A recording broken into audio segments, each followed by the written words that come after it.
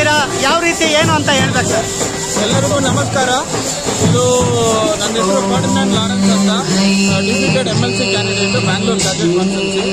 ಇದು ಇವತ್ತು ನಮ್ಮ ತಿರುವಲ್ಲೂರು ದಿನ, ತಿರುವಲ್ಲೂರು ಜಯಂತಿ ಮಾಡ್ತಾ ಇದ್ದೀವಿ.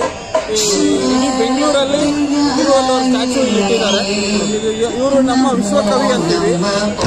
ಇವರು ಯಾವ ಥರ ನಾವು ಜೀವನ ಮಾಡಬೇಕು, ಯಾವುದು ಒಳ್ಳೆಯದು, ಯಾವುದು ನಮ್ಮ ಜೀವನಕ್ಕೆ ಒಳ್ಳೆಯದು ಅಂತ ಸಾವಿರಾರು ವರ್ಷಗಳ ಹಿಂದೆ ಒಂದು ಬಾವಿ ಹತ್ರ ಕೂತಿ ಅವರು ಪೊಯೆಟ್ ಅವರು ಅವರ ಕವನಗಳನ್ನು ಬರೆದಿದ್ರು ಸಾವಿರಾರು ವರ್ಷ ಹಿಂದೆ. ಅದು ಇವತ್ತಿಗೂ ನಮಗೆ ಉಪಯೋಗವಾಗುವ ಥರ ಇದೆ. ಕವನಗಳನ್ನು ಬರೆದ್ರು, ಆ ಕವನಗಳು ಇನ್ನೂ ಬರೆದಿಟ್ಟಿದ್ದಾರೆ, ಶಿಲಾಶಾಸನ ಬರೆದಿದ್ದಾರೆ. ಅದು ಎಲ್ಲ ಧರ್ಮದವರು, ಎಲ್ಲ ಜಾತಿ, ಎಲ್ಲ ಭಾಷೆಯವರು ಯೂಸ್ ಆಗುತ್ತೆ. ಯಾವ ಥರ ನಾವು ಮನುಷ್ಯ ಒಳ್ಳೆ ಜೀವನ ನಡೆಸಬೇಕು ಅಂತ ಅವರು ನಮ್ಮ ದಾರಿ ತೋರಿಸಿ ಅವರು ಒಂದು ಶಿಲಾಶಾಸನ ಬರೆದು ಹೋಗಿದ್ದಾರೆ.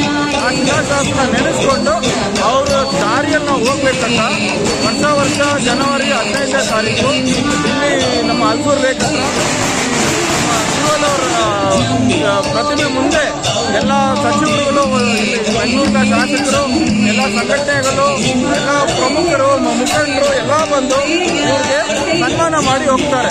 ಇವಾಗ ಗೃಹ ಸಚಿವರು ಬಂದಿದ್ರು, ಪರಮೇಶ್ವರ್ ಬಂದಿದ್ರು, ದಿನೇಶ್ ಗುಂಡೂರಾವ್ ಬಂದಿದ್ರು, ಆರೋಗ್ಯ ಸಚಿವರು ರಿಜ್ವಾನ್ ಬಂದಿದ್ರು, ಚೇರ್ಮನ್, ಮತ್ತೆ ನಮ್ಮ ACC ಶಾಸಕರು ಬಂದಿದ್ರು, ಬೆಂಗಳೂರಿನ ಎಲ್ಲ ಶಾಸಕರು ಬಂದಿದ್ರು. ಇನ್ನು ಕೆಲವರು ಬರೋಕ್ಕಾಗಲಿಲ್ಲ.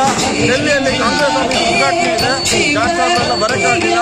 ಇನ್ನು ಎಲ್ಲ ನಾಯಕರೆಲ್ಲ ಬರ್ತಾ ಇರ್ತಾರೆ.